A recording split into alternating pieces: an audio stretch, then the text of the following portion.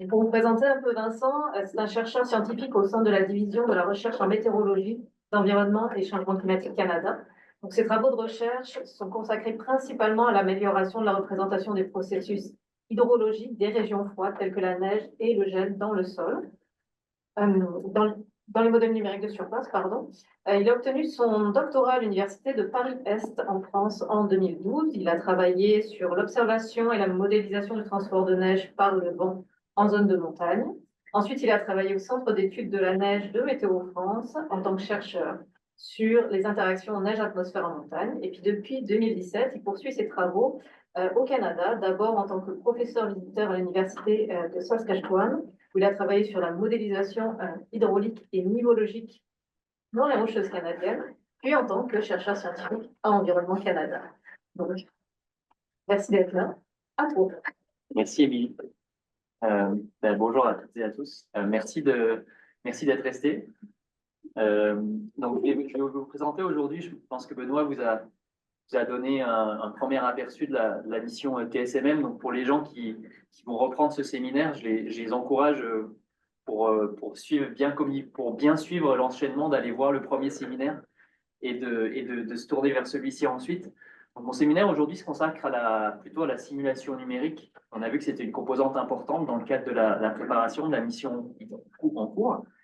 Et on s'intéresse donc à une meilleure simulation des propriétés physiques de la neige à l'échelle du Canada. C'est un projet qui a été initié à Environnement Canada avant qu'on ait vraiment plus de personnes qui travaillent sur la mission TSMM. Ça fait plusieurs années que le groupe de surface, on est mené par Stéphane Beller, et le groupe d'hydrologie mené par Vincent Fortin s'intéresse à ces questions-là. Et puis on voit que sur le titre ici, on a des collaborations avec plusieurs différents acteurs, que ce soit au Canada ou en Europe, qui travaillent sur les problématiques de neige. Et d'une façon ou d'une autre, toutes ces personnes ont contribué à la présentation que je vais vous donner aujourd'hui. Voilà. Donc je commence par vous montrer un petit peu, pour comprendre un peu dans quel contexte notre travail s'inscrit à Environnement Canada.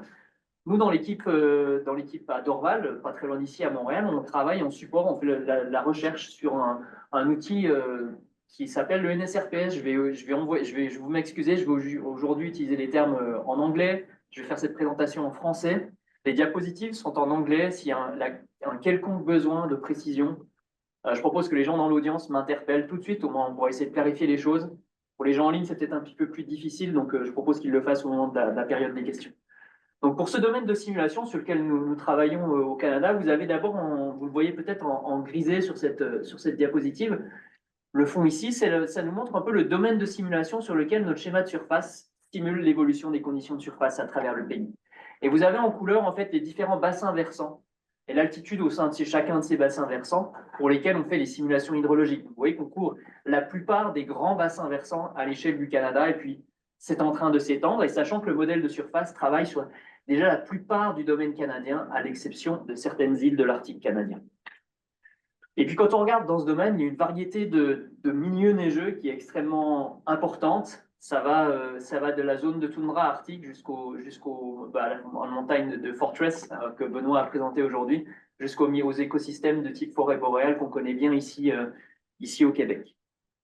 Et lorsqu'on cherche à travailler sur ce domaine, eh bien pour l'instant, voilà le type d'outils qu'on utilise pour générer des produits de neige qui sont utilisés par différents acteurs à travers le pays. Donc en fait, c'est un petit peu la recette pour générer ce type de produit. On part d'informations sur la météo, donc les prévisions météo, on combine ça à des estimations de précipitations, et puis on donne ça à un modèle de surface. Alors le modèle de surface dont on va parler aujourd'hui s'appelle SVS. C'est un acronyme en anglais qui veut dire Soil, Vegetation and Snow. On va revenir après sur la complexité de SVS. Il faut comprendre que généralement, un modèle, on le sait bien, ça se trompe un peu, pas parfait. Et donc, on essaye de le contraindre ici, dans notre cas de notre système, par des images, par des données sur la couverture de neige. Donc, c'est des collègues américains qui nous fournissent ces données. On les combine avec les informations du modèle, dans le cadre de ce qu'on appelle de l'analyse de surface, par interpolation optimale. Et donc, on obtient une analyse de neige, c'est-à-dire à l'instant T, à l'échelle du pays. Donc, vous avez ici la grille que je vous avais démontrée tout à l'heure avec une projection un petit peu différente. Donc, vous travaillez sur une solution à 2,5 km. On a des informations sur la hauteur de neige et l'équivalent en eau de la neige. Donc, Benoît a déjà tout parlé tout à l'heure. Et ces informations, elles sont disponibles pour le public. Si on s'intéresse un petit peu au cœur d'un de ces outils qui est utilisé pour générer l'analyse de neige, donc notre produit final, c'est le modèle de neige qui est inscrit dans SVS. Donc, si vous regardez un petit peu le schéma de gauche qui résume un petit peu le fonctionnement très schématique de SVS, vous voyez un point de grille dans SVS, il est divisé il y a deux informations sur la neige. Vous avez l'information sur la neige dans le milieu ouvert, c'est-à-dire les champs, le sol nu. Et puis vous avez aussi une information sur la neige sous la végétation haute. Bien sûr, lorsque celle-ci est présente, lorsqu'on est au milieu de la Saskatchewan et qu'il n'y a pas un grand arbre, ce module-là n'est pas activé. Donc on a deux bancs de neige, et puis pour chacun de ces bancs de neige, on utilise une approche unicouche pour la représentation du manteau neigeux. C'est-à-dire on simule les propriétés moyennes du manteau neigeux, bulk en anglais. Donc on simule son équivalent en eau de la neige, on simule sa densité, on en déduit la hauteur de neige. Pour l'aspect bilan d'énergie de surface, on utilise l'approche qui est historique, qui était dérivée du modèle historique qui est utilisé à Environnement Canada et à Météo France, qui s'appelle ISBA. C'est une approche Force Restore, qui permet de résoudre juste le bilan à la surface et puis une propriété vraiment très moyenne du manteau neigeux pour la température. Donc on connaît à peu près les propriétés moyennes du manteau neigeux avec SVS. On peut regarder un petit peu comment ça se compare. Alors on ne va pas rentrer dans le détail de ces choses-là. Juste vous présenter rapidement cette figure. Elle est tirée du papier de Leonardi et al. En 2021. Ce qu'on regarde, c'est une métrique qui s'appelle le NASH, le Nash Tutcliffe Efficiency. Et donc ça, c'est quelque chose qui est très utilisé en hydrologie. C'est une variable qui, en gros, plus vous êtes proche de 1, meilleur est votre modèle. Donc là, ici, plus on est rouge dans le rouge foncé, meilleur est le modèle. Vous avez ici des valeurs de Nash à 10 sites à travers le monde. Donc c'est des sites de référence qui ont été utilisés dans le cadre d'une expérience d'intercomparaison des modèles de neige. Vous avez les 7 premiers sites, ils apparaissent en jaune, c'est des sites en milieu ouvert. Vous n'avez pas d'interaction liée à la canopée. Puis vous avez les 3 derniers sites, c'est des sites en vert qui sont sous la forêt. Donc si on regarde déjà pour les simulations de SWI à gauche, on voit que sur les sites ouverts, pendant la période d'accumulation, on a du rouge, on est plutôt content, ça veut dire qu'on a un système qui performe plutôt bien, sachant qu'il est alimenté par des observations. Donc on a enlevé toutes les incertitudes associées au forçage atmosphérique quand on s'intéresse vraiment à l'évaluation du modèle. Par contre, on voit qu'on a déjà une grosse diminution des performances pendant l'ablation, pendant l'accumulation, au site forestier. Si on regarde la période d'ablation, là on remarque des performances qui ne sont pas très bonnes sur les sites forestiers. Puis là, il y a quelques problèmes qui apparaissent sur certains des sites en milieu ouvert, notamment au col de Porte ou à Sapporo, par exemple, au Japon. Si on regarde sur la densité, on voit qu'on a des performances qui sont généralement moins bonnes que celles de l'équivalent en eau de la neige. Un petit peu moins de rouge. C'est juste pour vous donner une idée. Ces modèles, on n'est pas là pour faire leur deuil. C'est des modèles qui sont bien performants. Cependant, ils donnent des informations sur les propriétés moyennes de la neige. Dans le cadre de la mission TSMM, comme l'a expliqué Benoît, d'où le besoin d'aller voir le premier séminaire, pour essayer de remonter à des estimations d'équivalent en eau de la neige et faire éventuellement de l'assimilation de ces données-là, on a besoin d'avoir une information a priori sur la structure de la neige, sa structure à petite échelle, donc ce qu'on appelle la microstructure. Alors la microstructure, elle va être caractérisée d'abord par la densité. Ça, c'est quelque chose, je pense, qu'on maîtrise bien, enfin, que les gens ont plutôt l'habitude, c'est vraiment la masse de neige par unité de volume. La neige fraîche est très légère, donc elle a une densité faible. Une deuxième variable, c'est la surface spécifique. Alors ça, c'est quelque chose qui est un petit peu moins familier pour les gens. La surface spécifique, vous pouvez le penser comme c'est le ratio entre de la surface divisée par de la masse ou du volume. Donc si vous prenez une neige fraîche qui est très dendritique, la neige fraîche très dendritique, elle a une surface, il y a beaucoup de surface pour pas beaucoup de masse, ça donne des valeurs de surface spécifique qui sont élevées. Puis plus vous avez de la neige humide, donc qui est très ronde en fin de saison, plus vous allez avoir une tendance à avoir une surface spécifique qui est faible. Et puis également le givre de profondeur, que Benoît a mentionné tout à l'heure, qui se retrouve à la base des manteaux neigeux arctiques. Et là, on voit qu'un manteau neigeux, il peut y avoir plusieurs couches quand même à l'intérieur de ce manteau neigeux. Eh bien, il est fait de givre de profondeur qui a aussi des surfaces spécifiques qui sont assez faibles parce qu'on voit des gros cristaux par rapport au détail de ces cristaux.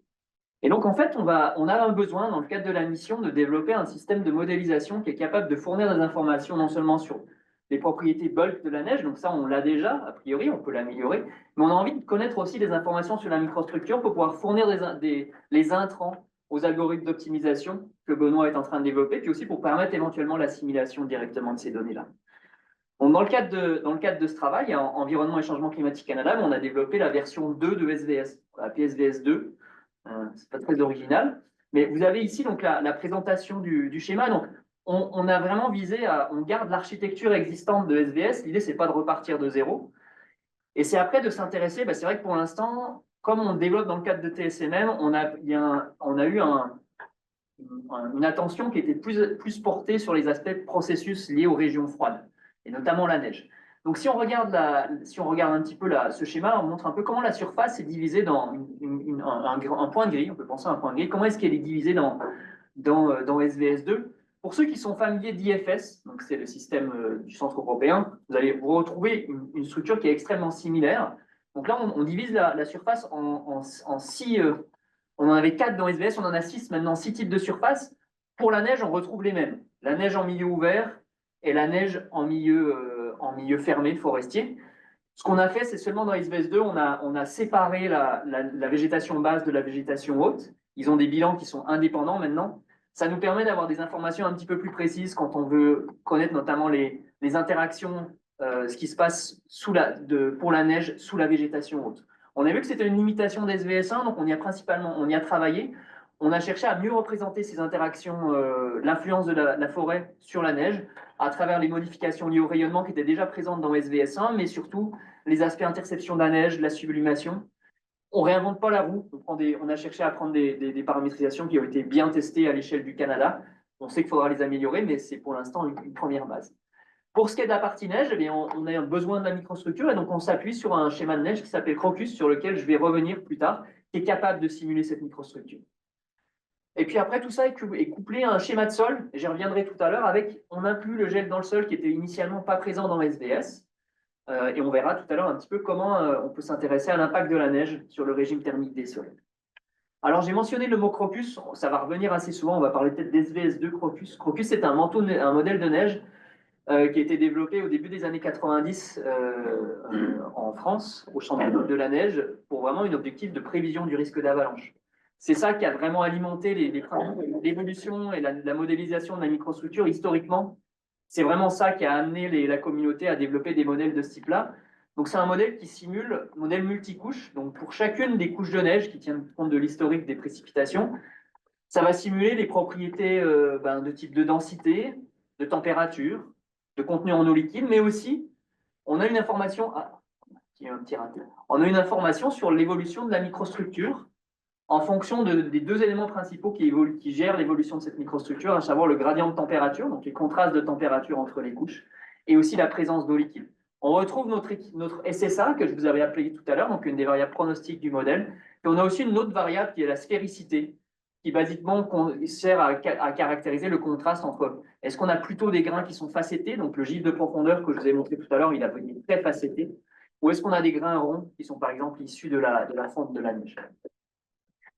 On a une version multiphysique de Crocus qui est intéressante parce qu'on peut tenir compte des incertitudes et donc simuler ensuite tenir compte des incertitudes pour chacune des paramétrisations et simuler des ensembles. Et puis comme je vous le disais, c'était d'abord développé pour la neige arctique. Pardon, non, c'est l'inverse. C'était d'abord développé pour la neige alpine et on va voir que ça pose des challenges pour la neige arctique. Et puis c'est un modèle qui commence à être plus utilisé quand même pour l'application hydrologique et climatique. Et maintenant, il y a quelques années, le Centre d'études de la neige a développé une version externalisée de Crocus, donc on a pu prendre et puis implémenter dans les schémas de surface. Donc ça vise à essayer de promouvoir Crocus à travers la communauté.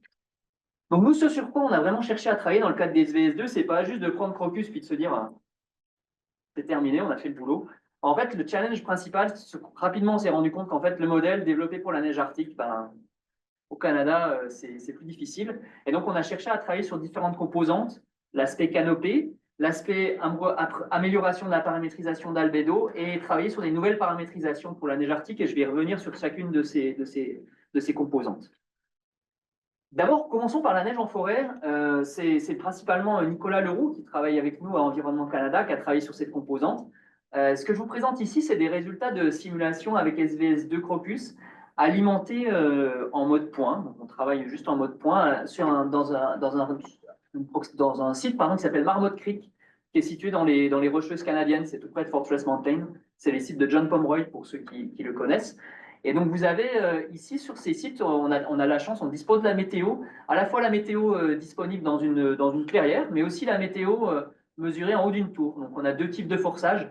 C'est pour ça ici que vous avez deux types de résultats. On ne va pas rentrer dans ces détails-là. Par contre, ce qu'on va regarder, c'est qu'à gauche, vous avez la simulation dans le milieu ouvert. Donc, vous voyez en haut la hauteur de neige sur 4 saisons.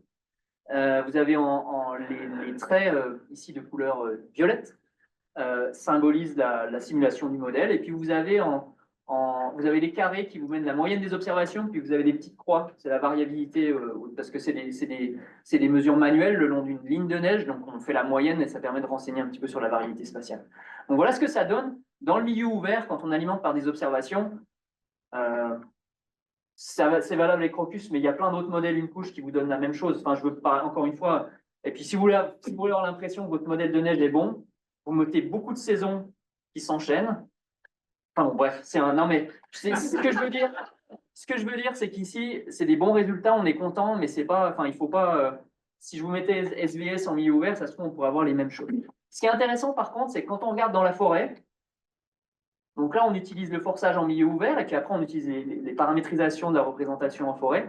Là, par contre, on commence à avoir des bons résultats, et on voit qu'on a une accumulation de neige qui est moins importante. Si vous regardez l'équivalent en eau de la neige qui est en bas, on a des années qui sont extrêmement contrastées, et ça, par contre, le modèle arrive bien à le caractériser. Et ça, pour nous, c'était intéressant, parce que là, ça nous dit quand même que les paramétrisations qu'on a développées pour représenter l'aspect forêt ont tendance à bien fonctionner, plutôt à bien performer. On a ensuite allé voir un petit peu ce qui se passait sur les propriétés. Donc là, on regarde des propriétés que j'ai qualifiées tout à l'heure de propriétés moyennes. On peut regarder aussi ce qui se passe un petit peu sur les propriétés sur la verticale. Donc là, on s'est déplacé. On était tout à l'heure en Alberta. Là, on va au Colorado. C'est un autre site pour lequel des collègues américains ont mis à disposition des données. C'est un peu un même système. Vous avez des observations dans le milieu ouvert, la clairière, et vous voyez, vous avez des observations en forêt. En haut, on a un peu le même système, simulation dans le milieu ouvert, simulation dans la forêt. On retrouve les caractéristiques où on voit que parfois le modèle a quand même un petit peu des limitations à simuler la fonte, donc là, il faut regarder pourquoi, mais on caractérise à peu près la variabilité interannuelle. Et par contre, ce qui est intéressant, c'est que les collègues américains, ils sont allés faire des stratigraphies, donc des puits dans la neige, et vous avez pour plusieurs dates, donc ici, on montre 2 dates de 2019, en février et en mars, et vous avez en grisé les profils verticaux de densité mesurés, et vous avez en couleur les profils simulés. Dans le milieu ouvert à gauche, dans le milieu fermé à droite. En bas, c'est juste, en haut, on présente les hauteurs absolues, puis en bas, on fait juste une normalisation. Je vous propose qu'on ignore ceux du bas, on peut regarder juste ceux du haut, on a la même information. Ce qu'on voit, c'est qu'en milieu ouvert, on a plutôt tendance à bien reproduire les propriétés physiques.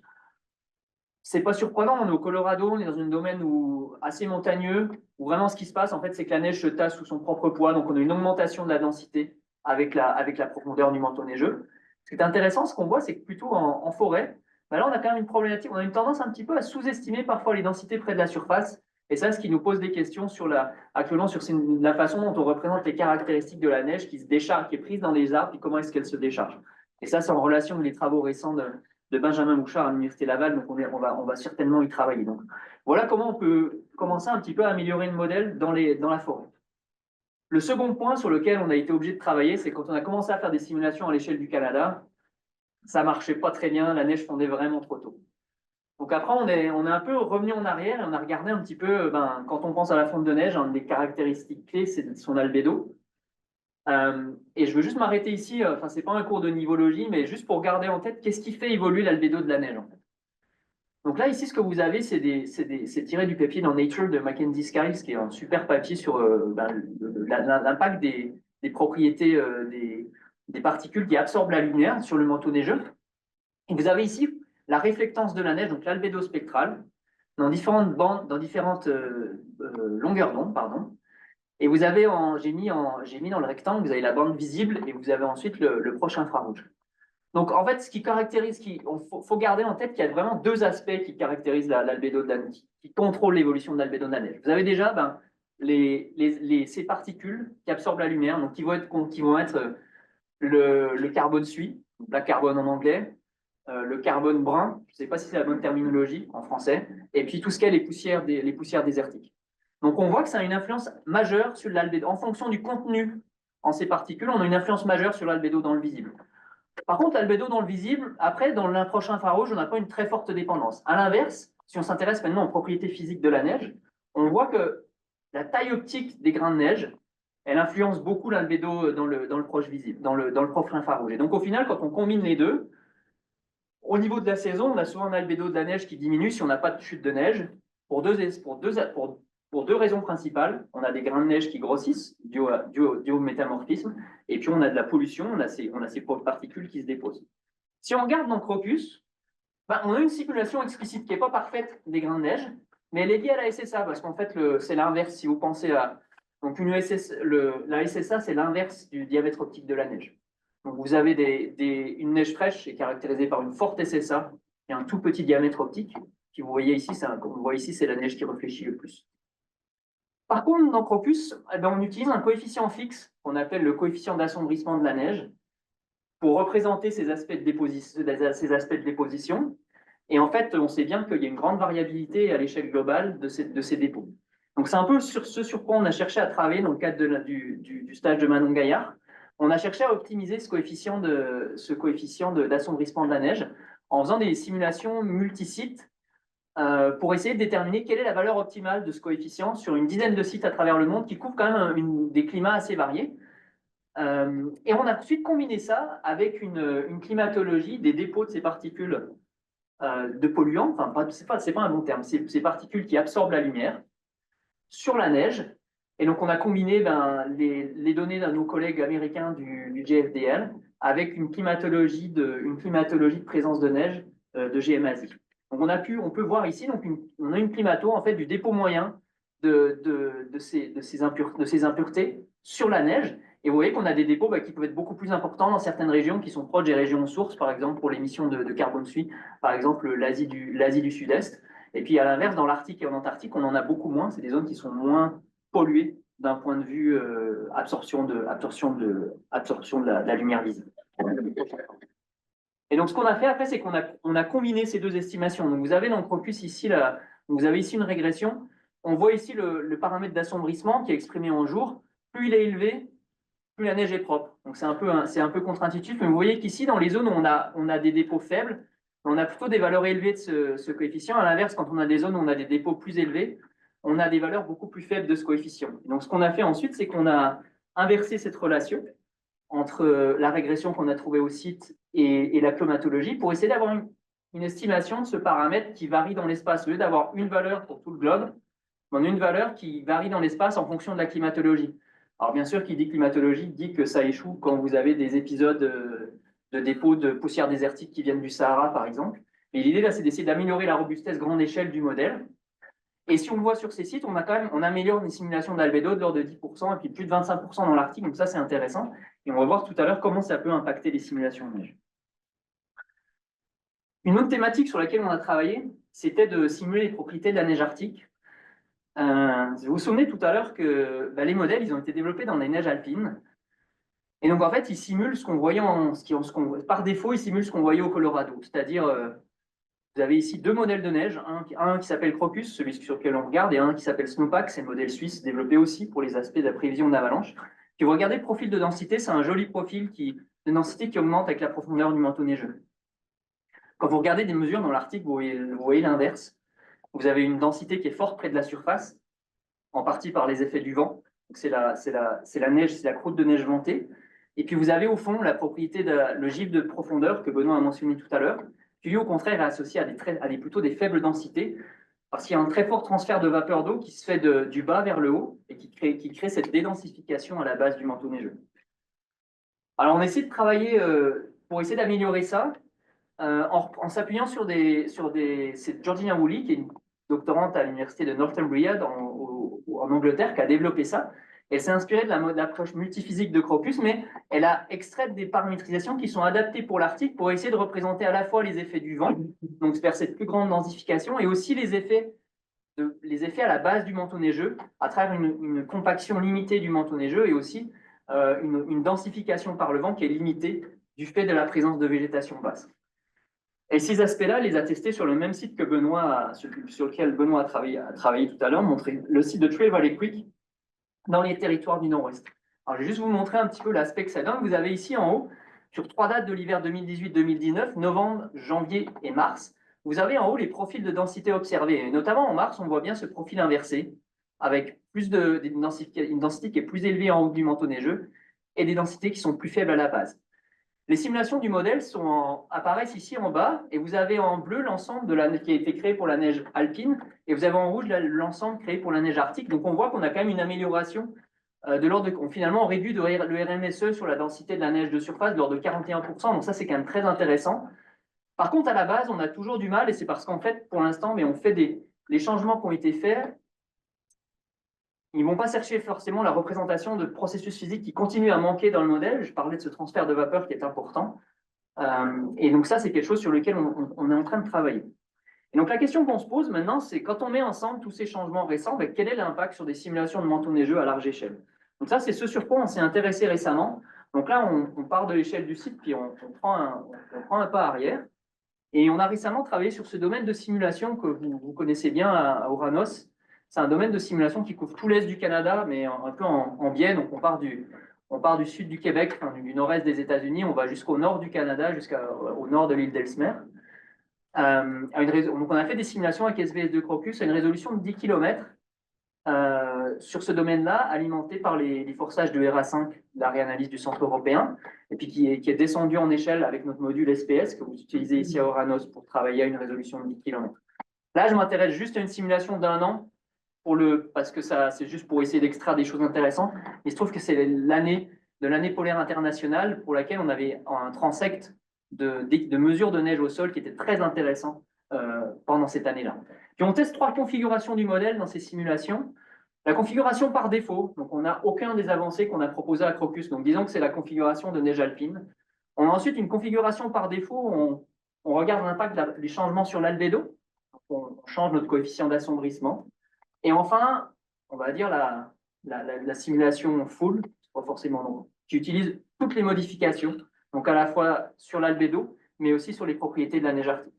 Et puis ces simulations, comme c'est le cas toujours sur les simulations grande échelle avec Crocus, on active les pertes de masse liées à la sublimation de la neige pendant les épisodes de transport de neige par le vent. Le modèle ne simule pas de redistribution de la neige, mais il a une paramétrisation qui lui dit OK, là, il y a du vent qui est suffisamment fort, la neige est transportable en surface, et bien, une certaine quantité de neige qui va être perdue par sublimation, on reviendra un petit peu là-dessus plus tard.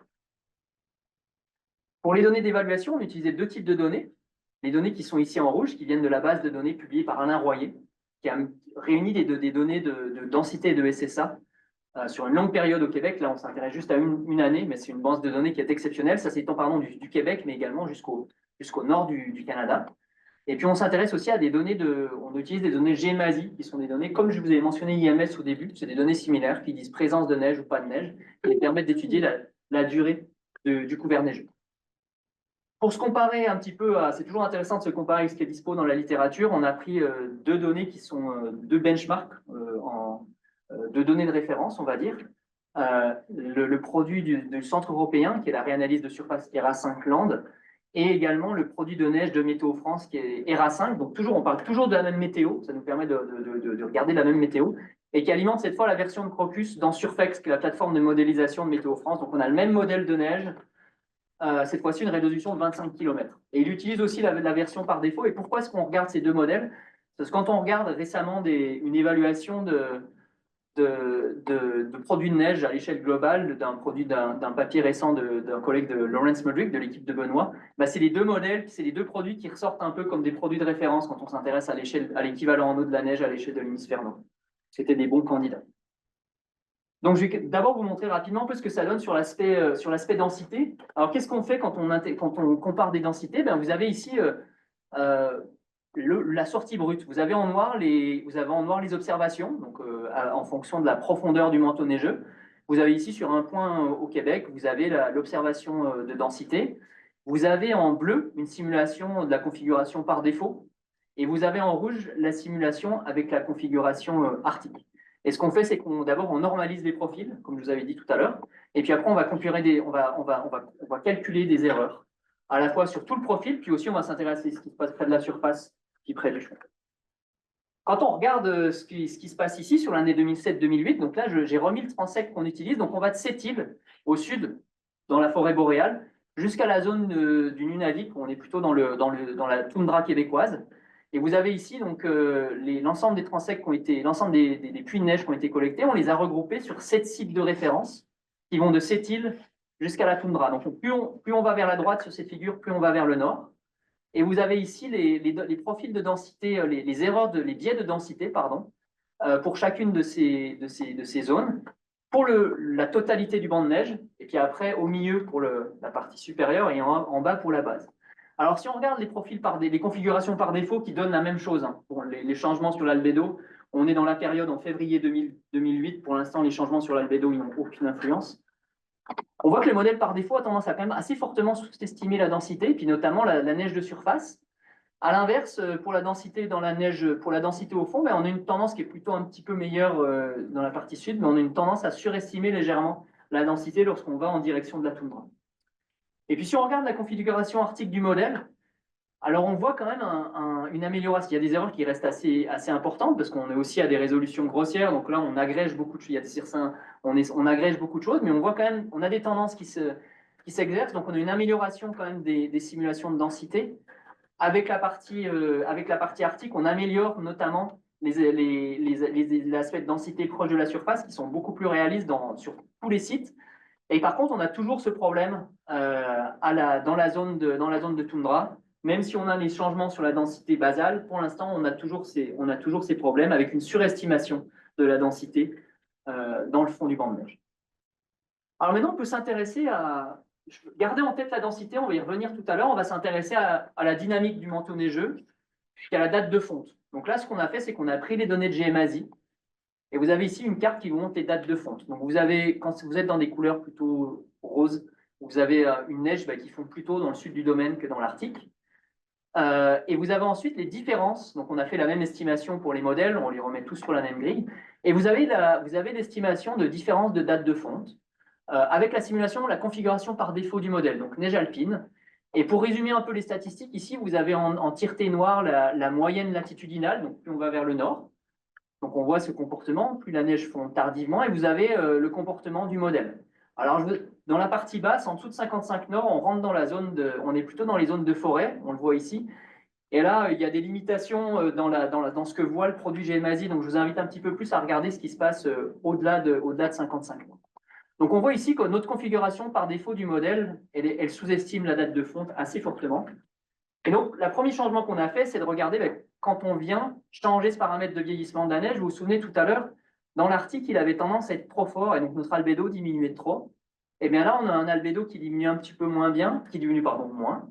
Et donc, ça fait que la neige, elle a tendance à fondre plus tard. Et donc, on voit qu'on a quand même une amélioration. On reproduit on est plus proche des observations en termes de biais. Puis si on regarde le RMSE spatial par bande de latitude, on a une diminution de l'erreur qui est assez forte et qui est quand même assez intéressante en termes de dynamique du couvert neigeux. Si on prend la configuration arctique, là, on se retrouve avec un accord qui est quand même très bon.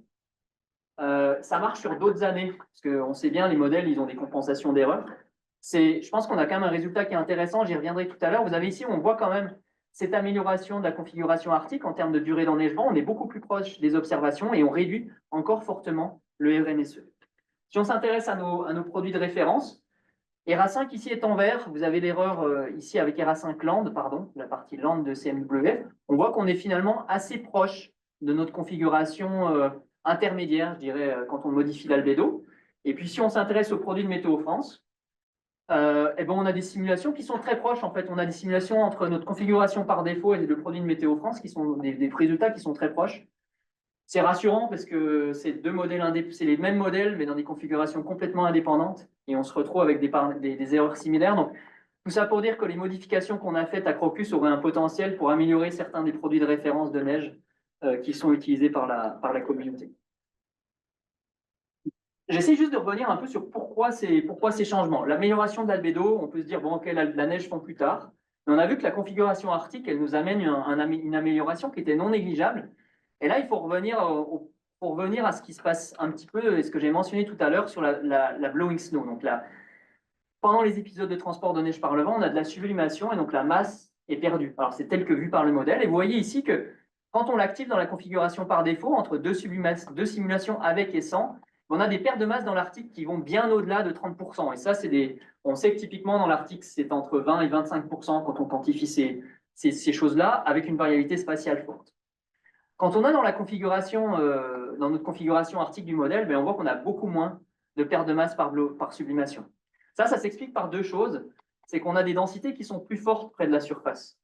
Quand on a des densités plus fortes, la neige est moins transportable, et donc on va avoir moins d'épisodes de transport de neige par le vent, pour un vent donné, et donc on aura moins de neige disponible pour le transport, et donc moins d'occurrence de ces épisodes et de perte de masse. Puis on a aussi un aspect végétation basse qui joue, qui limite aussi la quantité de neige érodable. Et donc au final, on a plus de neige accumulée au pic de la saison. Quand on combine ça avec avec nos aspects coefficients ajustés pour l'albédo, on a une fonte qui est plus forte et on se retrouve avec une amélioration de la date de disparition de la neige. Encore une fois, ça tient pour d'autres saisons.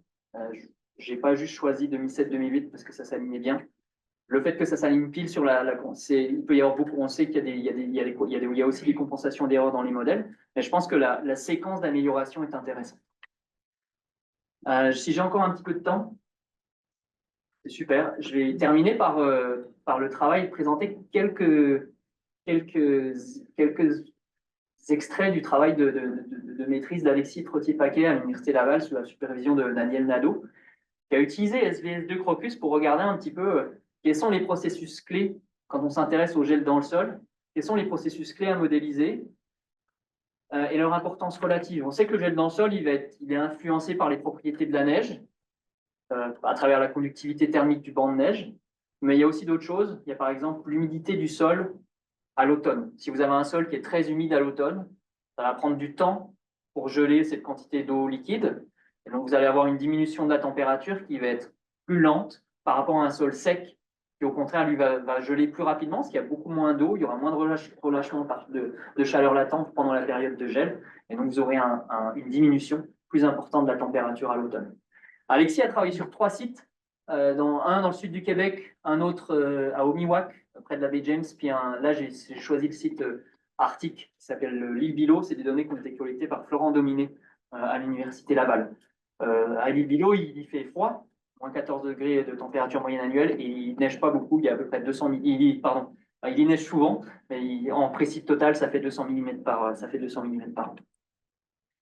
Et puis Alexis a regardé l'impact de plusieurs changements à SVS2. Donc le premier changement qu'il a regardé, la simulation par défaut du modèle, on utilise les contenus en eau minérale, les contenus, les compositions du sol minéral, c'est-à-dire le contenu en sable, le contenu en argile, comme c'est classiquement utilisé, pour dériver les propriétés thermiques et hydrauliques du sol, sa conductivité thermique, le contenu en eau à saturation, des propriétés qui sont souvent utilisées dans les modèles de surface. On sait que la matière organique a une influence importante sur ce type de variables. Et donc, ce qu'a fait Alexis, c'est qu'il a modifié le schéma pour prendre en compte ces aspects organiques. Donc, ça diminue la conductivité thermique, ça augmente la capacité, le contenu en eau à saturation. Et donc, c'est quelque chose qui est bien connu, parce qu'on retrouve, par exemple, ici, c'est une image qui est prise de Bilot, vous voyez, donc un sol qui est très riche en contenu organique près de la surface, ou proche de la surface. On a ensuite regardé un aspect qui est un peu propre aux zones de permafrost, c'est que dans le modèle par défaut, il n'y a pas toute l'eau, en fait, l'eau ne peut pas rester en surface, en fait. Il y a un aspect de formation de mare de fonte, la mare de fonte, c'est plus sur la glace de mer, mais on retrouve quand vous regardez un peu ce qui se passe dans un paysage de permafrost, vous avez de l'eau qui peut rester à la surface. Ça a deux aspects, ça peut retarder l'écoulement de surface. Et puis également, dans la façon dont Alexis l'a représenté, en collaboration avec notre collègue Étienne Gabory, Environnement Canada, c'est que l'eau en surface, elle peut ensuite se réinfiltrer. Donc ça peut affecter aussi les contenus en eau. Donc on a regardé l'impact de ça. Et enfin, il s'est intéressé à l'impact de la neige. Donc il a regardé la neige alpine. Donc on revient à cette configuration par défaut du modèle. Et puis aussi les aspects neige arctique. Il n'a pas regardé ce qu'étaient les densités basales, mais il s'est intéressé surtout à représenter les effets du vent. Donc on va simuler une neige qui est plus dense. Et donc, qui dit neige plus dense dit qu'elle conduit mieux la chaleur. Et sa conductivité thermique est plus importante. Ou elle conduit mieux le froid aussi. Donc, un petit peu, je vais vous présenter ici ce qui résume un petit peu le travail d'Alexis. Je vais vous guider un peu parce qu'il y a quand même pas mal de choses sur ce graphique. En haut à gauche, vous avez en noir les observations de hauteur de neige sur une saison, l'hiver 2017-2018. Et vous avez en rouge la première configuration, une configuration basique du modèle, donc qui utilise la neige arctique, etc. Donc, aucun des changements qui a été proposé par Alexis. Vous avez ensuite en bas les graphiques qui représentent l'évolution tout d'abord de la température du sol à 21 cm. Donc, c'est le graphique en noir que je montre ici. Et vous avez en rouge la simulation correspondante du modèle. Et vous avez en tireté les contenus en eau liquide. Donc, encore une fois, en noir, c'est des observations. En rouge, c'est la simulation. Et puis, pour essayer de représenter un peu ce qui se passe, Alexis, il a montré, vous allez voir un petit peu, c'est ici, il montre un peu les biais relatifs pour essayer de voir comment tout ça se positionne. Donc, vous avez, le biais relatif ici est calculé sur les 6 années qu'on a de données. Ici, on utilise juste l'année 2017-2018 comme un exemple pour illustrer le comportement. Vous avez ici des biais relatifs en hauteur de neige, en densité, le contenu en eau au printemps, pardon, à l'automne, et enfin la température du sol. Donc, par exemple, ici, juste pour faire le lien, on voit une hauteur de neige qui est fortement surestimée, un biais relatif qui est élevé, donc on surestime de 80% le biais à l'échelle de la saison. Et donc, on va regarder un peu comment se positionnent dans tout ça les changements qu'a fait Alexis. Première chose, la matière organique. Et là, vous allez voir tout de suite des changements. Regardez pas la neige, ça ne change rien sur le manteau neigeux. Par contre, ça change pas mal ce qui se passe sur le sol. Alors, ça change beaucoup ce qui se passe à l'été. C'est une importance cruciale sur le régime thermique du sol estival. Et ça change aussi beaucoup les choses dans le contenu en eau. On voit qu'on a beaucoup plus d'eau à proximité de la surface à l'automne. Et en termes de gel dans le sol, ben quand il dit plus d'eau, c'est qu'on a un modèle qui a tendance à geler un peu plus. Et la diminution de la température se fait un peu plus tard, un petit peu plus tard à l'automne. Donc on voit des améliorations principalement ici dermométriques sur le contenu en eau à l'automne, assez peu finalement sur le sol, le régime thermique du sol sur tout l'hiver. Si on s'intéresse à nos aspects ponding, donc l'aspect les mares de fonte, on voit un impact qui est négligeable sur la température, on a un impact qui existe sur l'eau dans le sol, on a tendance peut-être à garder maintenant trop d'eau à la surface, mais ça impacte peu en fait les simulations avec le régime thermique du sol. Si on s'intéresse maintenant à la neige arctique, donc seulement la neige arctique, voilà le changement. Donc la neige arctique, pour le coup, on densifie la neige. Donc qui dit neige plus dense, dit qu'on a des hauteurs de neige qui sont plus faibles. Là, on réduit les biais de hauteur de neige, on a amélioré les densités. On a toujours les mêmes erreurs, par contre, sur l'humidité, parce que là, on regarde pas pour l'instant, on n'a pas mis les aspects sol organique. Et par contre, on voit quand même déjà une influence très forte. Vous voyez, sur la température, là, on a une neige qui conduit beaucoup plus. On a une influence sur les régimes thermiques du sol. Et puis, quand on met tout ensemble, voilà ce que ça donne. Donc, on améliore, donc on garde l'aspect très important de l'évolution pardon. On garde, donc ouais, c'est peut-être un peu plus difficile à lire. On a bien sûr l'amélioration estivale. On a un gel qui se fait un peu plus tard à l'automne. On arrive à peu près à capturer les températures moyennes, mais on a encore des problèmes dans la dynamique automnale. Et donc ça, c'est un problème sur lequel on investit parce que c'est quelque chose de très important. Quand on pense à la neige, c'est très important parce que le flux de vapeur dont je vous parlais tout à l'heure, il est maximal quand vous avez un sol à 0 degré, un manteau neigeux peu épais et des températures automnales qui sont très froides. Et ça, quand vous avez un modèle qui se refroidit trop tôt à l'automne, ça fait qu'on n'arrivera pas à capturer ce phénomène-là et donc on va avoir des difficultés. Donc c'est améliorer le sol, c'est aussi améliorer la neige. Et comme dit Florent Dominé, qui est un des pattes de la neige, un bon modèle de neige dans l'Arctique, c'est d'abord un bon modèle de sol. Donc voilà, je vous laisse sur ces bonnes paroles de Florent. Juste pour conclure, le développement d'SVS2 a avancé maintenant Environnement Canada. On s'est vraiment intéressé au processus de région froide. On a fait des modifications pour la neige arctique qui sont intéressantes. Maintenant, il faut s'intéresser à la transférabilité de ces modifications. Les prochaines étapes, maintenant en état des résolutions basses. Maintenant, on va essayer de se rapprocher de la résolution du satellite en utilisant les données de la campagne SNOWEX de nos collègues américains. On a encore beaucoup de travail à faire sur les propriétés internes du manteau neigeux en collaboration avec des collègues de la communauté neige. On a commencé le travail avec le couplage avec SMRT, comme l'a montré Benoît, pour faire des expériences d'assimilation. Puis on a un peu une vision plus lointaine, c'est d'essayer à terme de pouvoir positionner SVS2 dans le schéma de prévision de surface que je vous ai mentionné au début. On a encore la route est encore longue, mais c'est là-dedans qu'on s'oriente. Voilà, je voulais juste avec un petit exemple de résultats d'assimilation, mais ça c'est ce qu'on est en train de faire. Voilà, je vous remercie pour votre attention, je prendrai vos questions avec grand plaisir. Merci.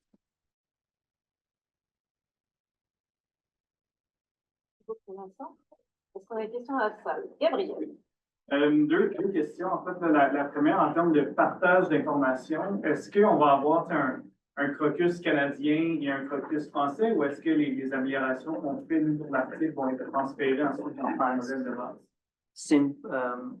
Alors, je vais répéter ta question pour les gens en ligne. La question de Gabriel portait sur est-ce qu'il va y avoir un développement d'un crocus alpin en France versus un crocus arctique / canadien au Canada. La réponse, c'est c'est surtout ce qu'on veut éviter. Donc, on est en train de le plan, c'est vraiment d'un point de vue code, on va faire remonter nos contributions. C'est ajouté comme des options, donc ça peut et on va faire remonter ces contributions à la version officielle. La version officielle de Crocus, en gros, ça restera, c'est la version c'est Météo France qui agrège la version officielle. Et nous, on veut faire remonter nos modifs donc c'est ça notre plan. Il faut encore on sait bien que quand on développe du code collaboratif comme ça, c'est un des grands enjeux. L'aspect version externalisée de Météo France est intéressant parce qu'on peut l'apprendre, mais aussi on peut pousser du code sur du Git. Et il transitionne vers GitHub, je pense que ça va nous aider aussi. Donc, c'est l'objectif, on en est bien conscient.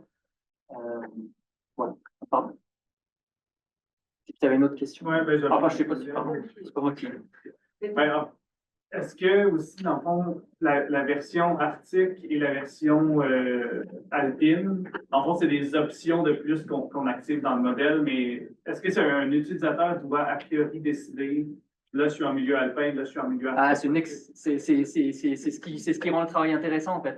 C'est qu'il faut qu'on a. Parce qu'en fait, là, on voit que la version par défaut à l'échelle du Canada marche. Et elle ne va pas marcher, puis sur des grands. Puis on sait que l'Arctique, c'est crucial pour le Canada. Et là, je l'ai mis, c'est transparent. Enfin, je l'ai mis à la fin, mais s'il faut travailler sur la transférabilité des paramétrisations. C'est un peu pour ça qu'on a déjà commencé à travailler sur ce transect pour essayer de regarder un peu comment se comporte le modèle. Moi, un des grands espoirs que j'ai, c'est qu'on arrive à mettre ces aspects vapeur, parce qu'en fait, la vapeur, elle est dépendante, elle sera active là où il y a là où les processus physiques sont. Ça va nous amener à avoir une meilleure transférabilité physique.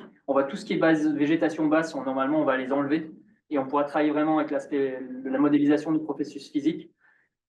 Pour les aspects de densification par le vent, il y a de la recherche, mais en fait, tu as mis le point sur l'objet de nos recherches, parce que non, en fait, on ne veut pas avoir. C'est impossible d'avoir. Quand on pense à notre domaine, il faut on aura une instantiation du modèle qui va tourner, ou peut-être un ensemble d'instanciations, mais on veut que cet ensemble ait des propriétés qui donnent des résultats qui soient plutôt bons sur tout le domaine. Donc, c'est un des enjeux principaux de la recherche. Ma question, c'est sur le forçage externe, parce que j'ai vu au début Kappa, puis après RA5 Land. C'est pas clair pour moi qu'est-ce que vous présentez ici, parce que les résultats et les erreurs, ça dépend beaucoup Bien sûr.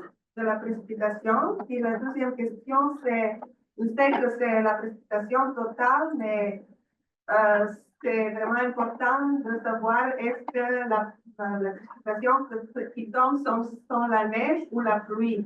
Est-ce que vous utilisez des informations de modèle? Soit que non, mais est-ce que vous avez l'intention d'utiliser ça de grain, par exemple? Ouais, je vais commencer par répéter la première question. C'était sur la disparité des forçages météorologiques qui sont utilisés. Alors effectivement, donc entre la composante HRDPS Kappa que j'ai mentionné au début, puis après la composante RA5. Donc là, toutes nos applications opérationnelles, elles vont travailler à cette résolution de 2,5 km. Donc c'est effectivement le forçage HRDPS et en précipitation le forçage de Kappa qu'on va utiliser, avec les enjeux de la précipitation hivernale. Donc on essaie d'améliorer Kappa en hiver. Donc ça, c'est vraiment pour les aspects temps réel ou les dernières années sur lesquels ces forçages sont disponibles. Quand on veut se retourner vers l'arrière, on a deux options principales. C'est ERA5, et il y a plusieurs produits de réanalyse, et on a aussi la réanalyse d'Environnement Canada qui s'appelle CASER, où là, on a déjà fait des simulations sur le même domaine à 10 km, parce que quand on s'intéresse, par exemple, à l'année polaire internationale 2007-2008, là, on est obligé d'aller chercher des produits de réanalyse parce qu'on n'a pas ces produits type HRDPS. Donc c'est pour ça qu'on utilise ces produits. Tout à fait, les biais de précip c'est pour ça que il faut qu'on utilise des données d'utilisation. On a une base de données de SWID équivalent en eau de la neige qui est importante à Environnement Canada qu'on peut utiliser pour évaluer ces simulations, pour regarder si est-ce que les simulations de SWID avec ERA5 plus SVS2 Crocus sont réalistes. Donc ça, c'est ce qu'on est en train de regarder. J'espère que j'ai un peu répondu. La deuxième question, c'est les phases de précipitation. Est-ce qu'on utilise les informations du modèle? Donc j'imagine que la question, c'est est-ce qu'on utilise les informations sur la verticale et pas les informations du premier niveau de forçage? Donc ça, la réponse est double. Dans ERA5, en fait, on n'a que les niveaux de forçage. Donc là, on utilise une séparation des phases qui est basée sur la méthode de Wang et al. 2019, qui tient compte qui est basée sur la température du thermomètre mouillé, donc qui combine humidité et température près de la surface, encore une fois. C'est aussi ce qui est utilisé dans notre schéma NSRPS qui est opérationnel. On sait qu'en fait, si on veut faire une amélioration, un bond d'amélioration, on a deux options. On a montré qu'il y a les phases des modèles, donc c'est Bourgoin ou alors la méthode du Snow Level qui a été développée il y a quelques années Environnement Canada. Pour l'instant, on ne les utilise pas dans nos schémas pour des aspects liés aux différences d'altitude de grille, par exemple, mais on sait que ce serait des améliorations qui seraient très importantes. Ou alors, il y a une voie parallèle qui est en train d'être prise par des chercheurs comme Stéphane Beller, si vous venez à la réunion cet après-midi, sur développer des méthodes d'intelligence artificielle pour essayer d'aller chercher et extraire plus d'informations. Donc, je pense que c'est l'avenir pour avoir une meilleure estimation des phases qui est cruciale hein, dans ce genre de modélisation. Pour l'instant, on fait avec ce qu'on a. On s'est éloigné du 0 degré déjà. On espère faire un petit peu. On a un commentaire question d'Alain Royer. Excellent progrès, Vincent. Pas de résultats montrés sur les profils de SSA. As-tu corrigé l'erreur sur la SSA récemment mise en évidence à Grenoble? Alors, Alain, en fait, j'ai pas voulu les présenter. J'en ai là. Mais je vais peut-être pas rentrer dedans. Donc, la question, oui, on a regardé les SSA. C'est pour ça qu'on a regardé 2015-2016. Le modèle est loin d'être parfait, comme tu le sais, Alain. Et je sais pas ce que tu fais. Je sais pas les erreurs de SSA dont tu fais référence, auxquelles tu fais référence à Grenoble. En tout cas, nous en interne, Julien Méloche, il regarde les aspects SSA actuellement de Crocus. Et ouais, on a une décroissance qui est beaucoup trop forte quand on a des gradients forts. Et en fait, c'est ça qui nous pénalise. Ces erreurs-là, c'est elles qui nous pénalisent énormément dans l'assimilation des coefficients de rétrodiffusion. Donc ça, c'est plus important. Au final, les dernières années, la communauté neige s'est focalisée sur, qui est très important, ce profil de densité dans l'Arctique. Mais au final, pour la télédétection, c'est les erreurs de SSA qui drivent qui drivent une bonne partie des erreurs. Donc, on a beaucoup de travail à faire là-dessus. Oui, pour la présentation. Je sais que les dépôts dus aux feux de forêt sont un problème pour les glaciers, notamment en Alberta. Est-ce que c'est aussi un souci pour la neige?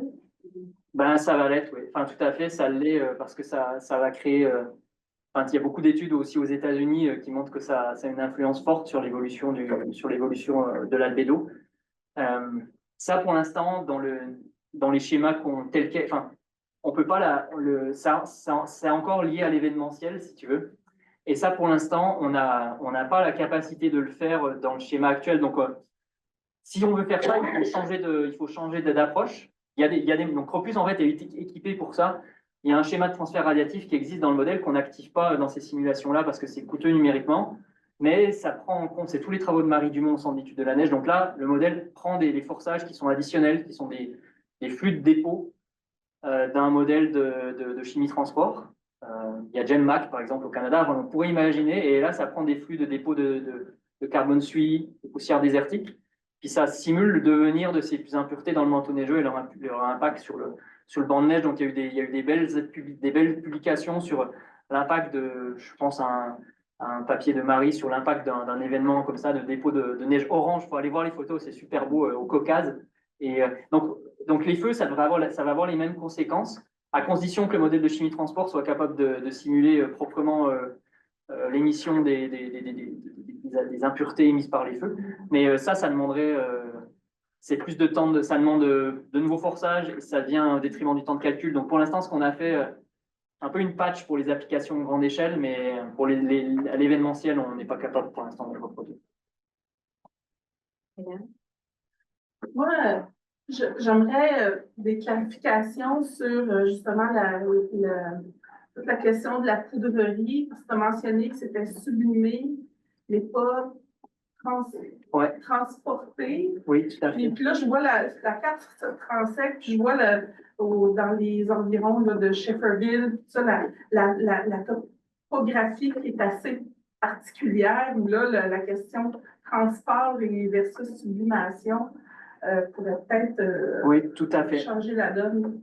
Donc, je vais juste je vais juste reformuler votre question. La question, c'était les aspects liés à la poudrerie, aux paires de masse par sublimation et comment, dans des régions de topographie complexe comme Shefferville, comment il peut y avoir l'aspect transport et redistribution. Alors, en fait, aux résolutions qu'on a là, en fait, si on veut redistribuer, si on veut simuler de manière explicite le transport en neige par le vent et la redistribution d'un pixel à un pixel, il fallait des résolutions qui sont généralement très fines, de l'ordre de, c'est à partir de 250 mètres, et encore, on est encore dans la zone grise, c'est 250 mètres et moins, et encore, ça c'est en zone de montagne, quand il y a des reliefs bien marqués, qu'on est capable de les représenter. Donc là, pour l'instant, nous, ce qu'on a, c'est juste une représentation donc on ne fait pas de redistribution de masse d'un point de grille adjacent à l'autre sur cette résolution-là. Ce qu'on fait seulement, c'est le modèle en fonction des vitesses de vent et de la qualité de la neige de surface. Il va dire là, il y a des conditions qui sont propices au transport de neige par le vent. Et il utilise une paramétrisation pour dire, dans ces conditions-là, avec cette humidité-là, voilà la perte de masse. C'est extrêmement paramétré. Pour l'instant, mais c'est des paramétrisations qui sont utilisées aussi dans d'autres modèles de neige. C'est des travaux issus de ce que John Pomeroy a pu faire. Voilà, ouais, de toute façon, on revient souvent à ces travaux-là. Mais pour l'instant, l'aspect redistribution petite échelle, ça, c'est quelque chose que même dans le cadre de TSMM, je mentionnais cette résolution de 500 mètres tout à l'heure. On sera un peu ça reste grossier pour les aspects de redistribution de la neige par le vent. Mais c'est sûr, c'est un des enjeux principaux. Puis plus quand on va aller en montagne. Il y a des questions. Il y en a pour une autre.